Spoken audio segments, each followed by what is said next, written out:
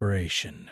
Dog, Disparity's spine, until she appeared in black and turned every head. The kingdom of Valtheris stood beneath a sky that rarely smiled. Operation.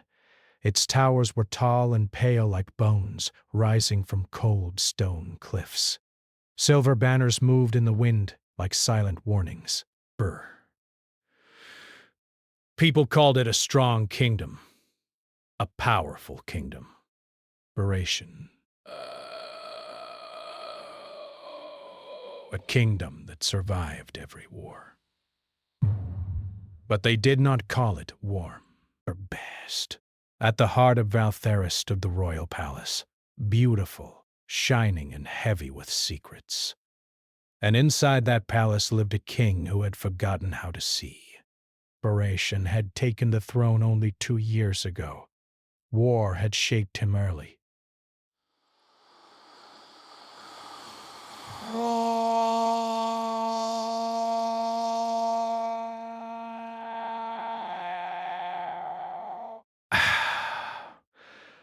Loss had shaped him even earlier. His father died on a battlefield. Frostbite. His mother faded into silence soon after. At 25, Alaric ruled a kingdom still healing from blood and betrayal. Bert. He wore his crown like armor. His face was sharp. His voice calm. His eyes cold as winter steel. Operation. People respected him. People feared him. But very few truly knew him. Every morning before the council gathered and before the nobles came with their problems and promises, there was one person who entered his chambers quietly. She carried tea. Her name was Alara. First, she never knocked.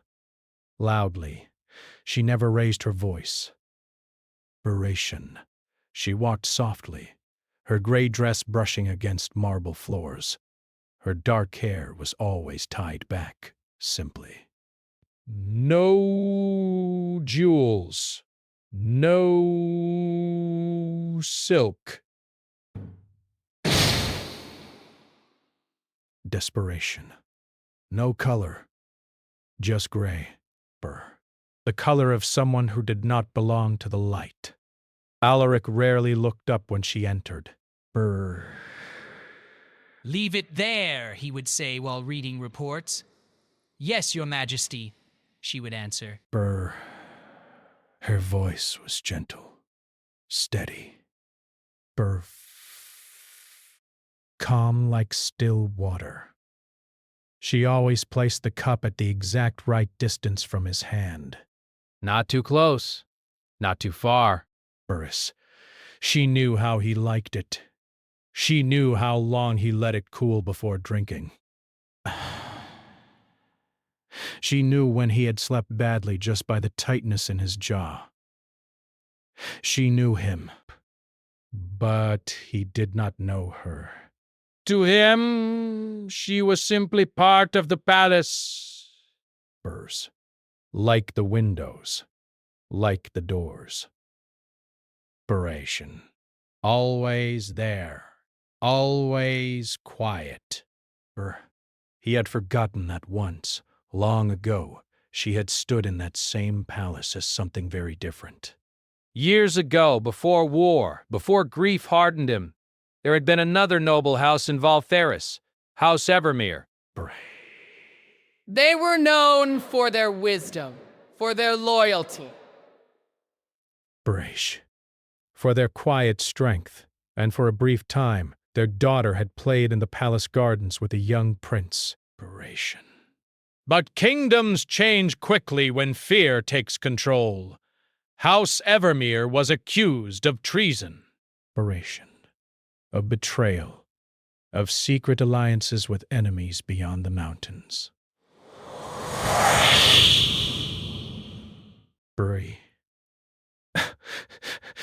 Soldiers came at night.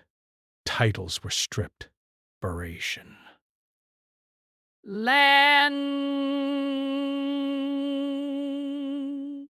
Word.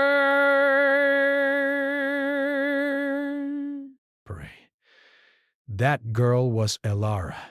She had not cried. Bray. Even then, she only watched. Beration. The prince had watched too, but he had said nothing. Brit. Now, years later, Elara moved through the palace as a servant in the very place where her family once stood with honor. No one recognized her. Beration. Time had changed her face. Silence had changed her posture. Bird. Pain had made her stronger. But she remembered everything. Beration. Every corridor. Every carved pillar. Every place where laughter once echoed. And every place where it had stopped. That winter, the kingdom prepared for something important. The Winter Sovereign Ball. Braid. It was not just a celebration, it was a decision. King Alaric would choose a bride, an alliance marriage. The nobles had whispered about it for months. The kingdom needed stability. A queen from a powerful house would secure peace and prevent rebellion. Invitations were sent across neighboring lands. Noble daughters arrived dressed in gold and blue and crimson. The palace changed. Beration. Music filled halls that had been silent. Flowers covered cold stone. Chandeliers were polished until they shone like captured stars. Elara watched it all quietly. She helped dress other women in silk gowns. Beration. She brushed their hair. She tightened corset strings. She listened to them laugh about becoming queen. And she felt nothing on her face. Beration. But inside her chest, something stirred. Not jealousy. Beration. Not bitterness. Something deeper. Beration. A memory of who she once was. On the morning of the ball, Alaric stood before a tall mirror while royal tailors adjusted his dark, formal coat. Tonight will shape the future of Valferis, one advisor reminded him. Alaric nodded. Marriage was not about love. He had learned that lesson early. It was about alliances, strategy, protection. Love was a weakness kings could not afford. Beration. When the tailors finished, they stepped away.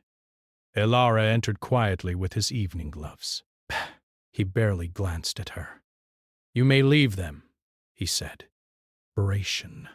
She stepped forward. For a brief second, their fingers brushed as she handed him the gloves. Brrr. His skin was warm. Her hand was steady. Brrr. He did not notice the way her eyes studied him.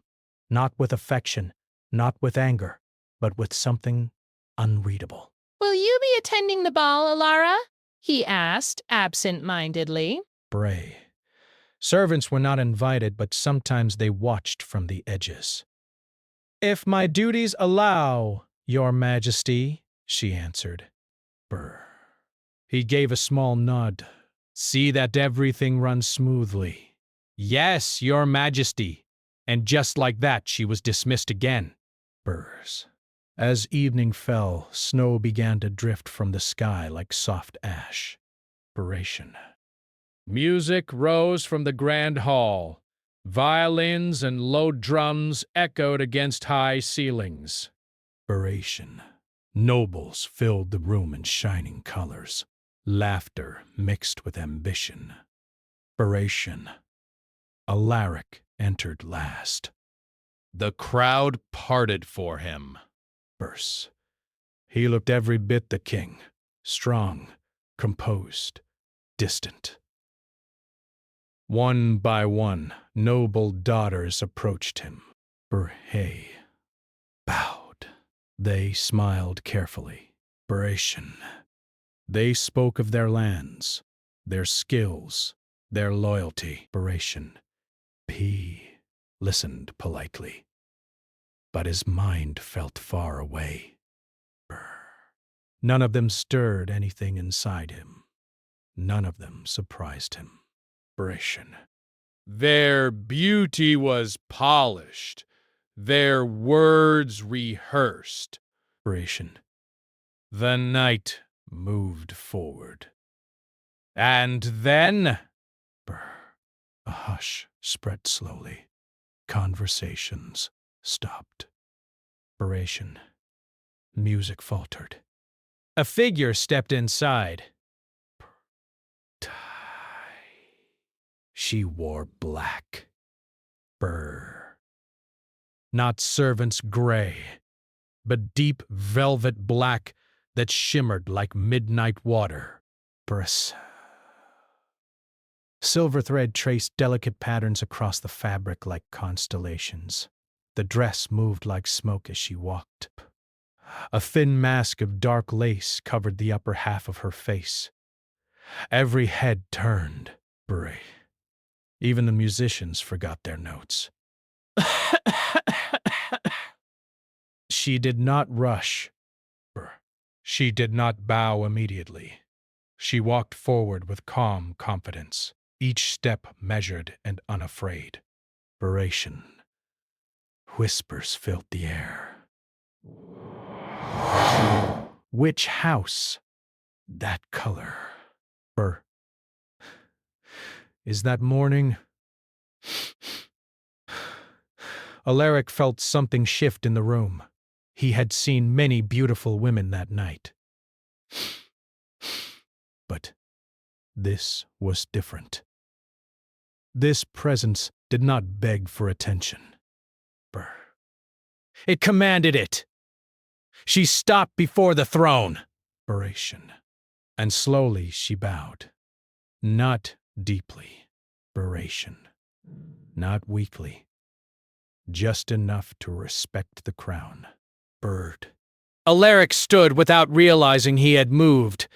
His heart gave one unexpected beat. Her eyes lifted to meet his.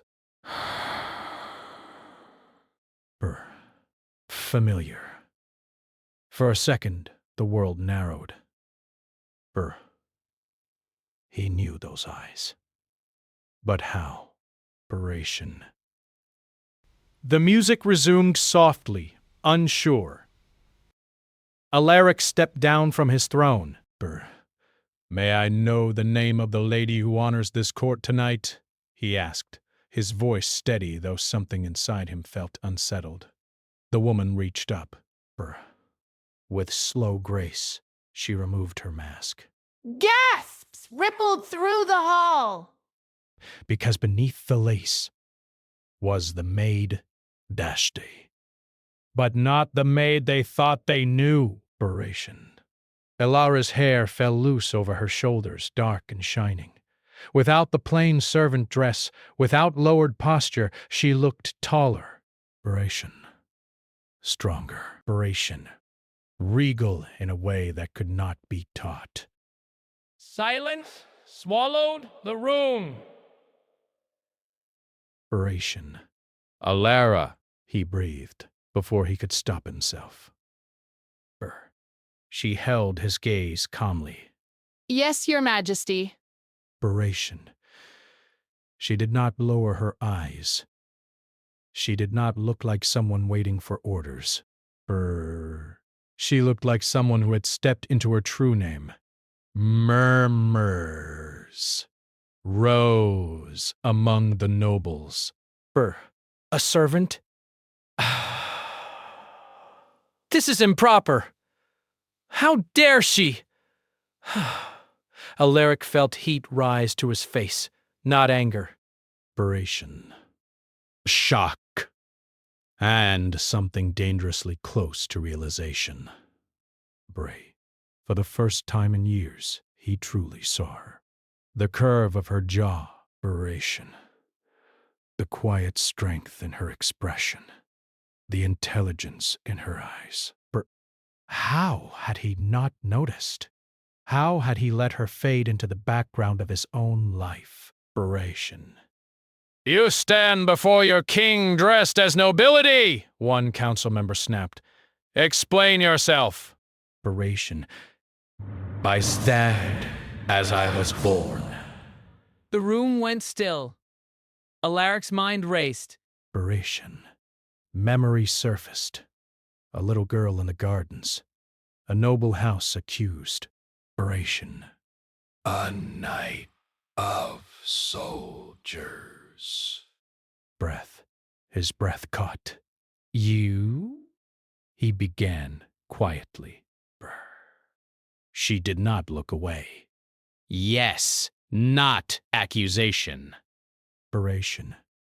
Not pleading. Just truth. Inspiration.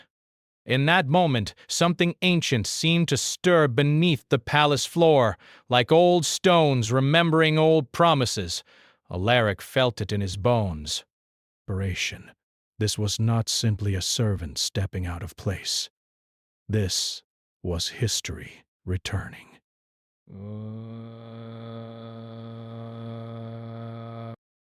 And suddenly, the Winter Sovereign Ball did not feel like a celebration. It felt like the beginning of a reckoning. Inspiration. Elara straightened fully. She was no longer the girl no one saw. Inspiration. And as the candles flickered wildly above them, she spoke one final sentence that made the air itself feel heavy. I have come to remind this kingdom of what it forgot. Somewhere deep below the palace, something unseen awakened, and King Alaric realized with slow rising dread, he had not only overlooked a maid, he have overlooked the truth. Brr. The hush in the grand hall lingered long after Alara spoke. Candles flickered as if they too were holding their breath. The nobles shifted uncomfortably, their whispers sharp with fear and suspicion. Some dared not meet her gaze. Some whispered that she had bewitched the king. Others questioned the king himself. How could he, so powerful, allow a servant to step into the light and speak with such authority? Alaric's heart pounded, his hands resting on the gilded arms of the throne, clenched and unclenched. Brass.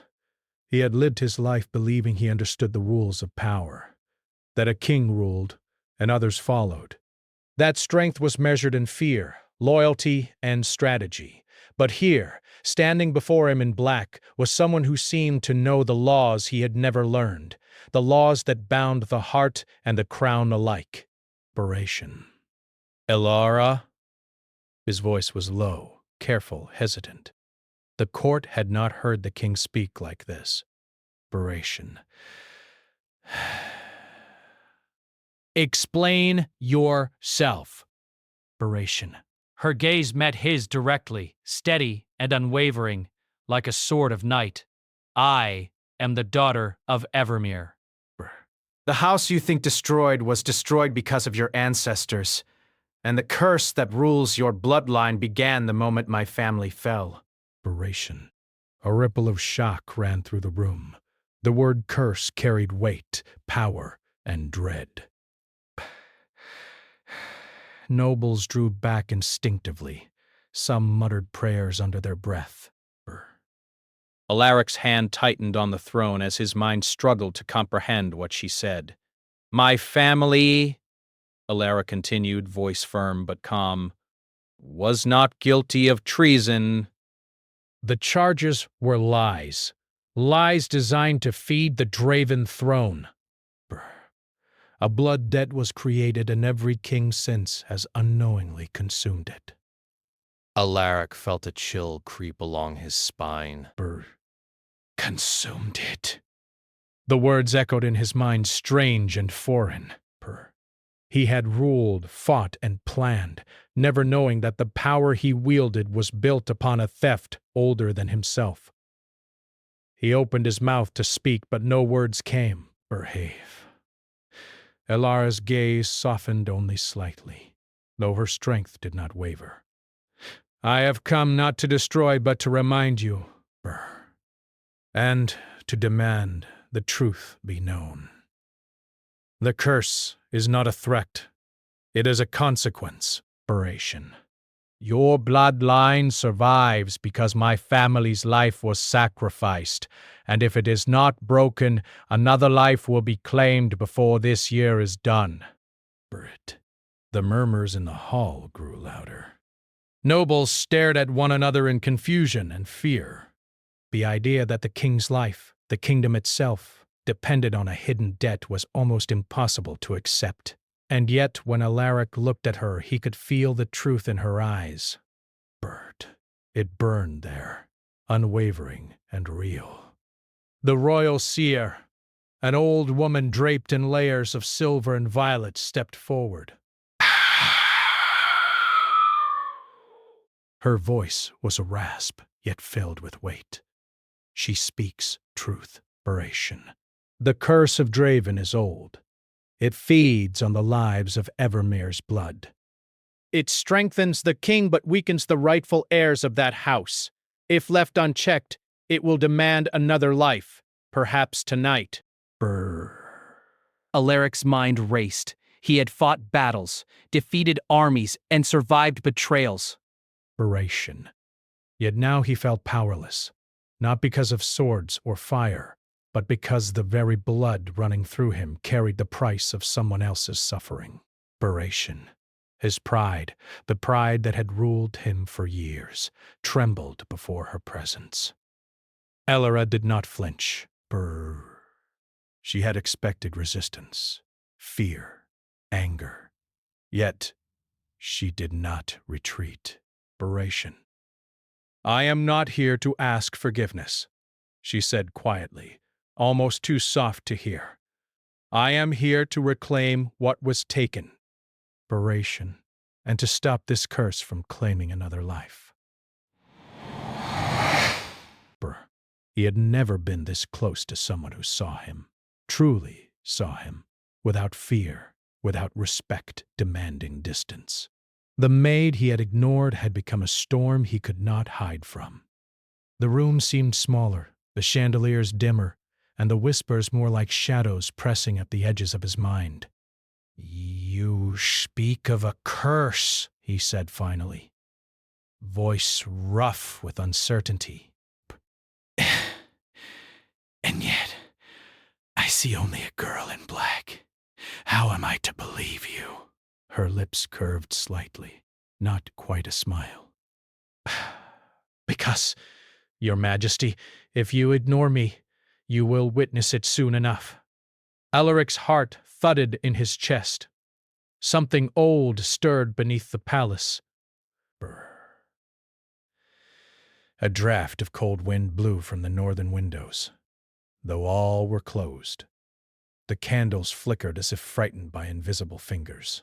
Brrrs. He shivered and glanced down the grand hallway. For a fleeting moment he thought he saw a shadow detach itself from the walls, dark and hungry. And in that shadow, he swore he saw the face of a man kneeling, old and broken, wearing a crown that glowed with unnatural light. Enough! One council member barked. Burration. This is nonsense. We are here to see the king select a bride. Not hear ghost stories. Alaric held up his hand. Buh. Silence fell, not because they respected him, because his gaze, fixed on Elara, held a weight that could not be ignored. He did not know if he trusted her entirely. Bert. He only knew he could not turn away. Tell me, he said, voice low, how is this curse broken? Elara's eyes darkened, the depth of her pain and purpose clear. Bert. The curse is tied to your bloodline. It can be broken only by a king who chooses willingly, not for power, not for pride, but for what is right. Bert. The king must surrender what was stolen. He must accept the consequences of his ancestors' actions. Only then can the chain be destroyed. Alaric felt the words press on him like stones. Inspiration. Surrender the throne, he whispered. Not surrender to another, she said.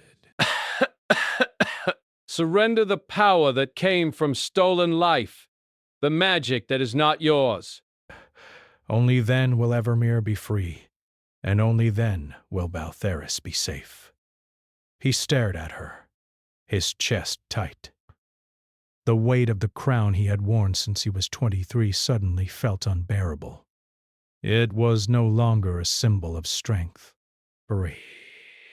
It was a reminder of blood, deceit, and debt. The ball continued around them, oblivious to the tension that had drawn a tight circle around the king and the girl in black. Burrs. Music filled the air, but it sounded distant, hollow. Nobles danced, laughed, and whispered secrets, unaware that the future of the kingdom had just shifted. Alaric stepped down from the throne, his voice shaking slightly. You are suggesting that my rule, my life, is built on the suffering of your house? Yes, she said simply. No anger. No accusation, only truth. He looked at her, searching for any hint of deceit, any sign that she was trying to manipulate him, but he found none. Only calm, only certainty. And something else, something deeper, almost impossible to admit, the longing that had never had a chance to exist. For the first time, Alaric felt the weight of his blindness. How many times had she saved him, protected him, supported him, and he had never even noticed? The countless nights she had stayed awake while he wrestled with visions of war, the quiet mornings she had made bearable by a single smile or a small word. All overlooked.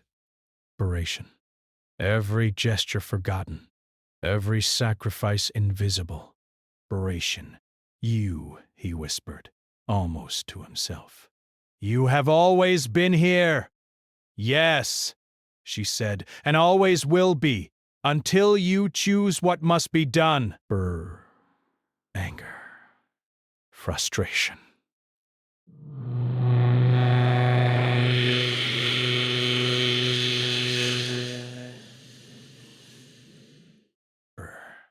And yes, a dangerous pull that neither could name openly. The king, so used to being feared, felt an unfamiliar vulnerability. The girl, so used to being unseen, felt the power to command attention, and it terrified her almost as much as it empowered her. The royal seer moved closer, her voice low. King Alaric, the curse does not forgive hesitation. Your ancestors' choices echo through this palace and your life. Delay, and another life will be taken before nightfall. Alaric swallowed hard. Burrs. His mind raced. His kingdom depended on him. His crown depended on him. His people depended on him. And yet, for the first time, he realized that nothing he had built mattered as much as the truth he had ignored. The air thickened. Shadows seemed to gather in the corners of the room, moving almost like living things. Candles flickered violently. And for a moment, the court froze. Something beyond time and reason whispered that change was coming, and it would not wait. Alaric stepped closer to Alara, his eyes searching hers. Tell me what you need from me. She did not speak immediately. Her gaze softened, and her hands, folded in front of her, trembled slightly. The weight of centuries of injustice pressed on her shoulders. You must choose, she said finally. Choose to see, choose to act, choose to stop the chain. But because you will no longer let history repeat itself. Bad. A shiver ran down Alaric's spine. He had known fear, he had known anger. He had even known regret. But this heavy, burning realization that his life and hers and the kingdom's were all tied together was a new and foreign sensation. The nobles whispered among themselves, "Beration." Some were outraged, some afraid, Beration. But the king no longer noticed them. He noticed only her. Only the way the candlelight caught her hair, and the strength in her stance, and the quiet demand in her eyes that he no longer ignore her. He began, unsure of the words, Beration. I must think. Elara's gaze did not falter. Time is not yours, King Alaric. The curse will not wait. Your hesitation will cost more than pride. Do you understand? Yes, he said, voice low, almost a growl. I understand. The music resumed in the hall, though now it sounded hollow and meaningless. The nobles returned to their dances and whispers, but the storm between the king and the girl in black had only begun. As the night wore on, Alaric found himself unable to eat, unable to speak comfortably to anyone, and unable to leave Elara from his sight. The court noticed his strange behavior, though none could explain it. And she, standing quietly in black, allowed them all to speculate, while silently preparing for the storm that would come when the palace doors were closed and history demanded action. In the quiet of the evening, when the last dancers had left and the halls were empty, Alaric finally found the courage to approach her.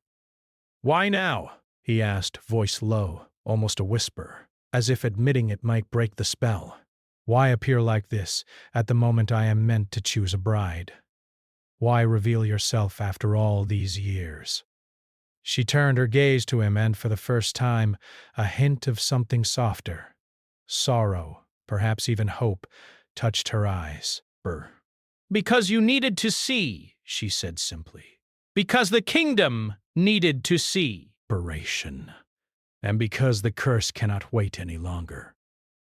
The longer we hide, the greater the price. Alaric looked at her. He had taken her for granted. For years, he had relied on her without acknowledging her. And now, standing before him in black, she demanded recognition, truth, and action. Beration. He realized with a sudden, painful clarity that the palace had never been as cold as it was now. The halls, the throne, even the crown, all were meaningless unless he faced the truth. Beration. Unless he acted. Unless he saw her. And, for the first time, Alaric wondered whether he could bear to lose her. The chill of Valtheris's winter had grown harsher. Snow pressed against the palace windows like frozen hands, and the wind carried whispers from the mountains beyond. Inside the palace was alive with unease. The nobles moved quietly, their laughter forced, their smiles thin. They had noticed the change in their king. Beration. They had noticed the girl in black, and fear, as always, spread faster than warmth. Alaric walked the halls in silence. Each step echoed on the marble floors, sharp as a warning. He had not eaten. He had not slept properly. All he could think about was her, the girl he had ignored, the woman who had appeared like a shadow of justice and truth. Elara moved beside him quietly, not seeking permission, not demanding it. She had always been there, but now she moved with purpose. Her black dress, flowing and silent, seemed almost to absorb the cold light of the palace. Beration. She was no longer the maid he had overlooked. She was the storm he could no longer hide from. "Do the nobles suspect?" he asked finally, his voice low. "They fear what they do not understand," she said. Inspiration. Her tone was calm, even as her eyes reflected the fire of determination. They do not see the curse. Inspiration. They do not see the chain of history that binds your blood, but they feel it.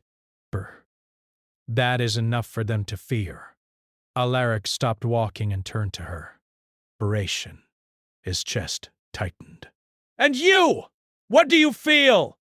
Ellora's eyes softened for a moment, the first crack in her composed armor. I feel the weight of generations, she said quietly. And I feel that if this curse is not broken, another life will be lost. Inspiration. Perhaps tonight. The words struck him like a blade. Desperation to commanding life and death on battlefields.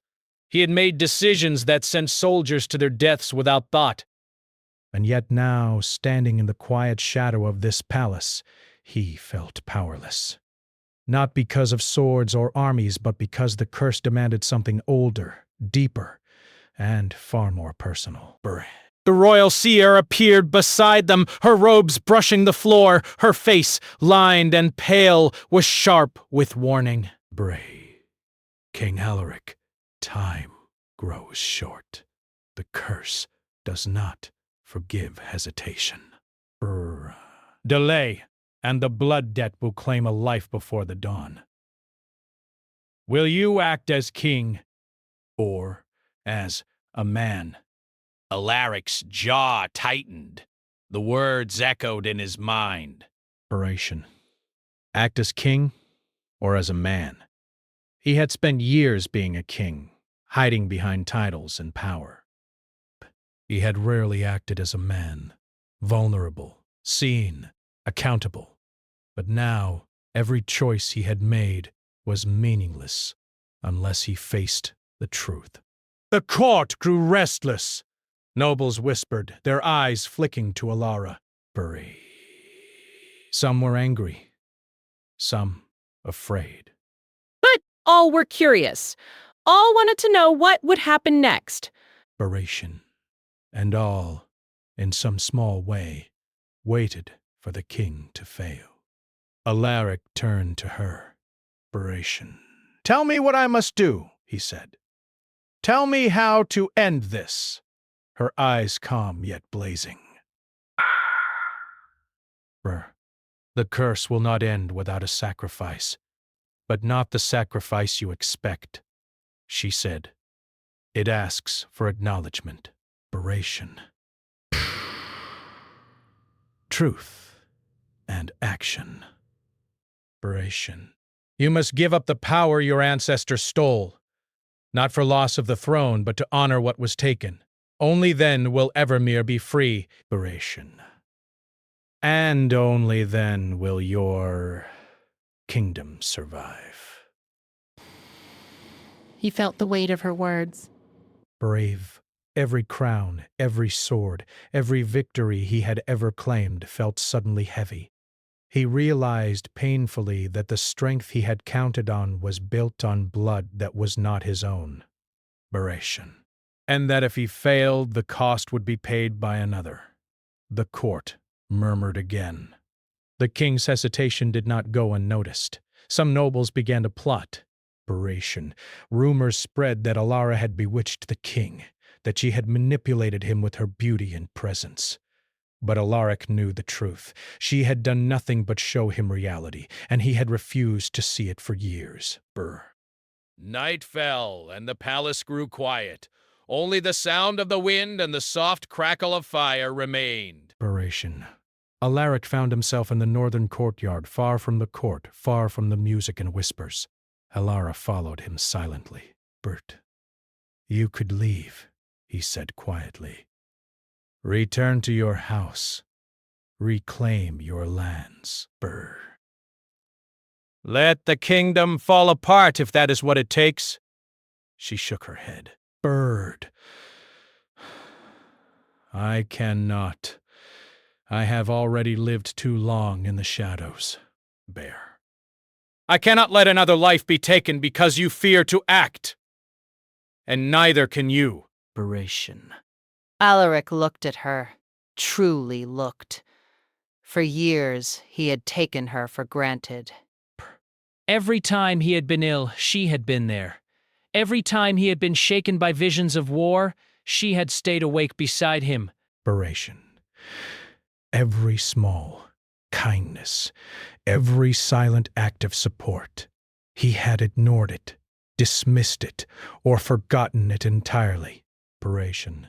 And now, standing here with the wind biting at their faces, he realized that she had been more loyal than any knight, more brave than any warrior, more patient than any council member. She had always been his equal, though he had never acknowledged it. Why did you stay? He asked, voice rough with emotion. All these years, why did you not leave? Because someone had to bear witness, she said. Because someone had to ensure the truth remained. Because I had faith that the king one day would choose what was right over what was easy. That day is tonight. Alaric's chest tightened. The truth in her words struck deep, and with that truth came guilt, regret, and an unexpected, unfamiliar longing. Breaths. He had never wanted anything so badly. Not a crown, not victory, not obedience. He wanted her to be safe, perhaps. He wanted her to be seen. He wanted to make what was wrong right. The palace trembled softly. Somewhere beneath the stone floors, the ancient magic of the Draven bloodline stirred. The curse recognized that change was coming, and it recoiled in anticipation. Alaric had felt power before. He had wielded it. He had trusted it. But now he realized that no strength mattered without choice, without truth, without love and honor guiding it. Then we act, he said finally. Tell me what must be done. Elora nodded, a faint glimmer of relief in her dark eyes. You must face it. The curse must witness your choice. The blood of the past demands recognition.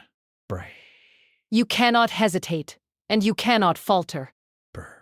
They moved to the ancient crypts beneath the palace, places the king rarely entered and the court never knew existed. The corridors were dark, narrow, and carved from stone older than memory. Flickering torches cast dancing shadows along the walls, and the air smelled of earth, age, and silence. The seer joined them, chanting softly. Alaric followed her, the weight of his crown heavy in his mind even as he left it behind. He felt weak. Mortal. Ordinary. And yet, for the first time, he felt alive in a way power alone had never given him. In the center of the crypt, an altar of black stone waited.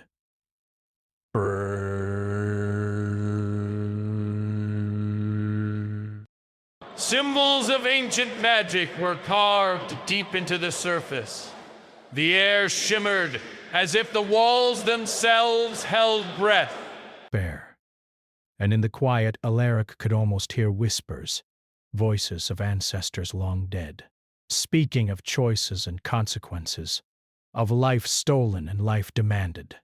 Step forward, Alara said softly. The curse will see you. It will test you. Bedberation. And it will demand proof. Every step felt like a battle. Every breath was heavy with the knowledge that history had always been cruel, and that tonight he would either break it or continue its chain. He knelt before the altar. His crown lay at his feet, heavy with the sins of his ancestors. For a moment, he hesitated. Power had always been his shield.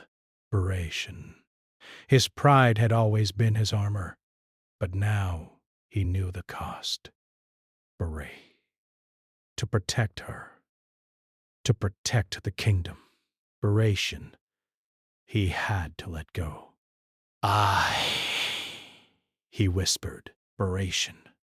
I give up the power that was stolen. I accept the consequences of the past. Desperation. I choose truth over dominion. I choose life over pride. The air shifted. Shadows recoiled. Desperation. The torches flickered violently. A sound like shattering glass echoed in the crypt. Breast. Alaric felt a warmth, then a cold, then a strange balance settling inside him.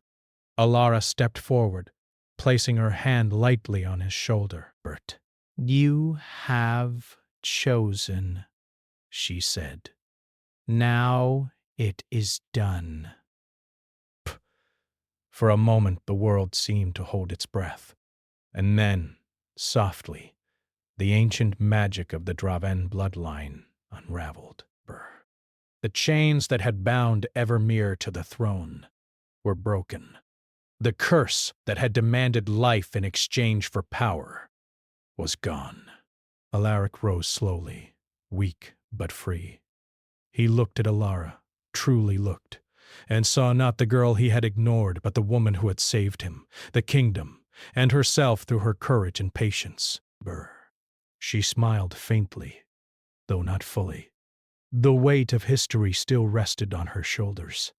But she had reclaimed her power. She had reclaimed her name. Bird. And together they had reclaimed the future of Valtherus.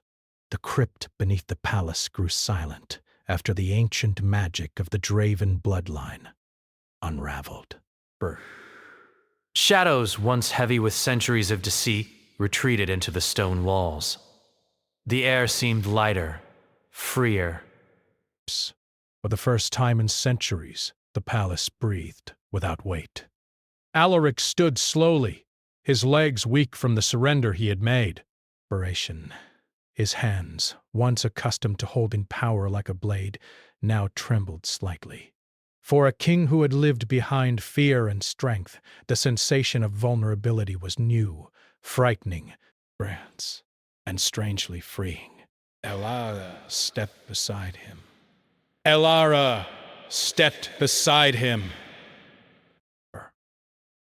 Her black dress, which had once seemed a cloak of shadow and warning, now felt like a symbol of transformation.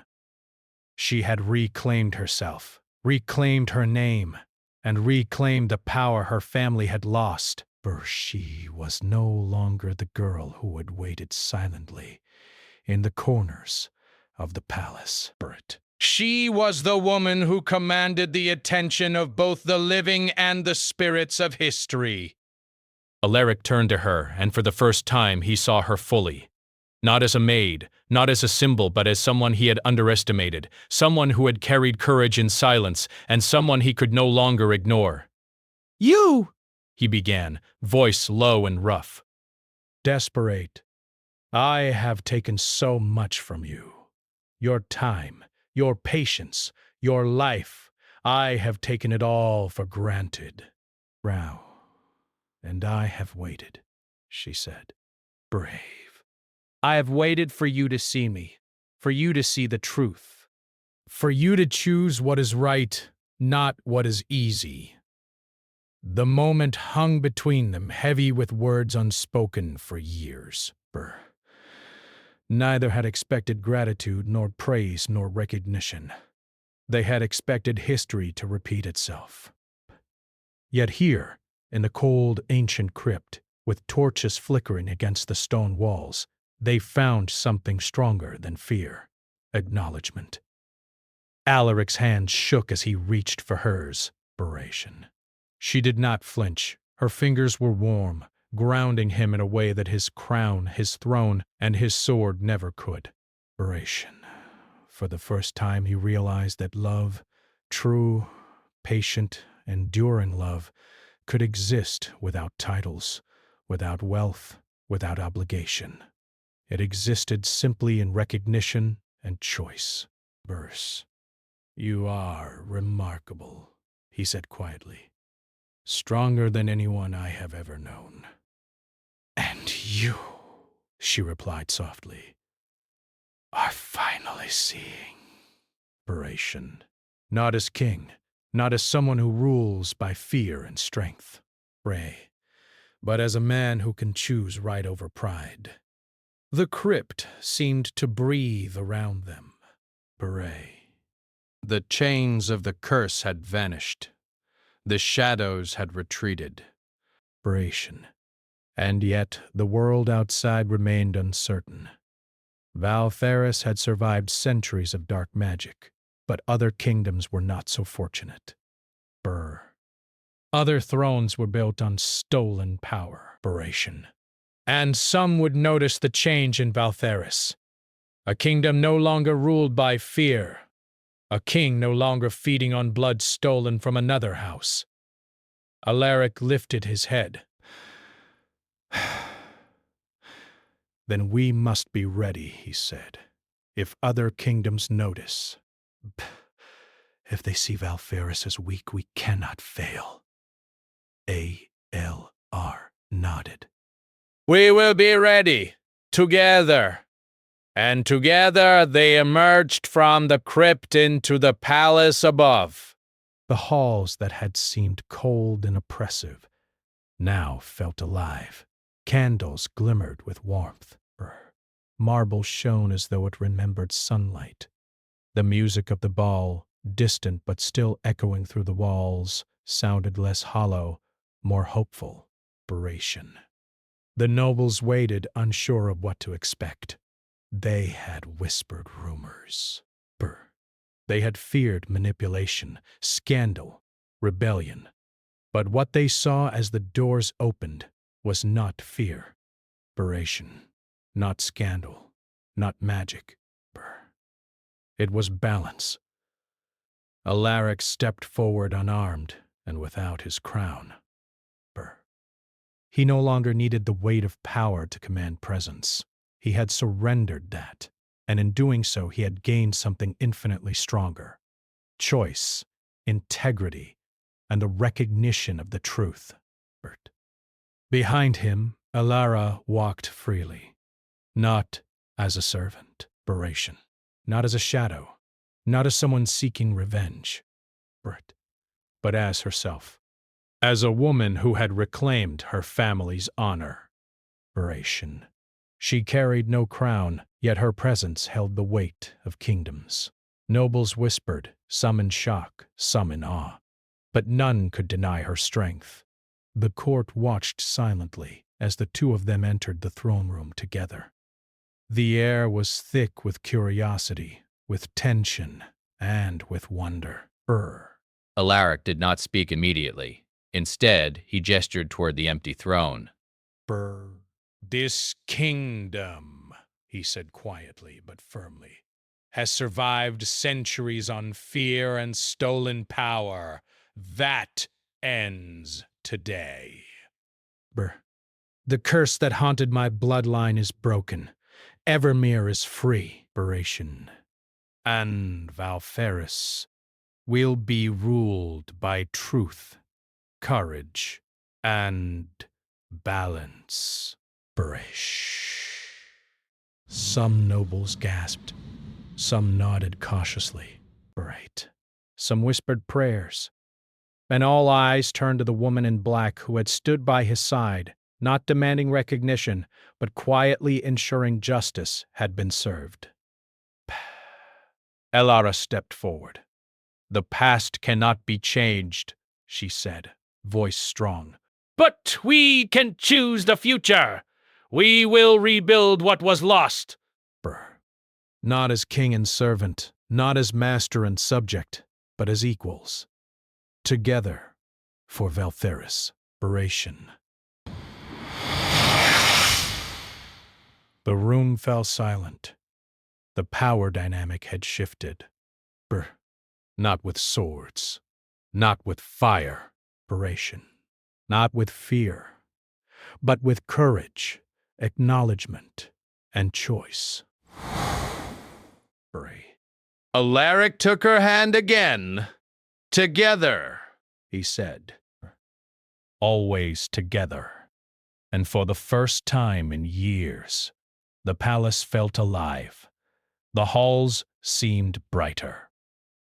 The snow outside still fell, cold and relentless, but inside there was warmth, there was hope, inspiration. There was recognition of what truly mattered. Elara turned her eyes to the throne, now empty of its magical weight. Bertus. We have much to do, she said. Rebuilding will not be easy. There are still those who wish to see Valtheris weak, those who will challenge a king who has given up unnatural power. And there are other kingdoms, with their own secrets. Alaric nodded. Barish. Then we will face them, together, Burrs. And we will do it without fear, without deceit, and without stealing life from others. That is our strength now, Burrs. For a moment, the palace seemed to breathe again. The candles burned steady. The torches did not flicker. The walls of stone held steady. And somewhere beyond the horizon, the first light of dawn began to shine faintly over the snow-covered towers of Valtheris. Elara smiled faintly, her black dress catching the glow of the morning light. We are ready, she said softly. The kingdom is ready. Alaric looked at her, and for the first time he saw her fully, not as the maid who had served him tea, not as the girl who had been silenced by history, but as a woman who had walked out of shadows, reclaimed her name, and turned the head of a king. And in that moment, he realized that he had not only lost nothing by surrendering power, he had gained everything. The people of Valtheris would soon learn the story of the woman in black, Of the king who had chosen truth over dominance. Of a kingdom that would no longer be ruled by stolen magic. And when they did, they would understand that the greatest strength lay not in crowns or swords, but in courage, recognition, and the willingness to change. Outside the palace, the wind carried the scent of snow in distant forests. Faraway kingdoms had already begun to whisper about the shift in Valtheris. Some would rejoice, some would fear. But none could deny that something had changed. Something powerful, something eternal. Alaric turned to Elara. We have broken the chain. But the world remains, and the world will test us. She nodded, her hand firm in his. Then we will meet the world together. As equals. And we will face it with truth, courage, and choice. The two of them walked down the palace steps into the soft morning light, the cold wind no longer biting the snow, no longer oppressive. History had been rewritten not by conquest, not by fear, but by courage, sacrifice, and acknowledgement. And in that quiet dawn, a new chapter began for Valtheris, for Alaric, and for Elara. For the first time, the kingdom had not only survived, it had been reborn. And the woman in black, once overlooked, had turned every head, not with fear, not with anger, but with power reclaimed, dignity restored, and a light that would never fade.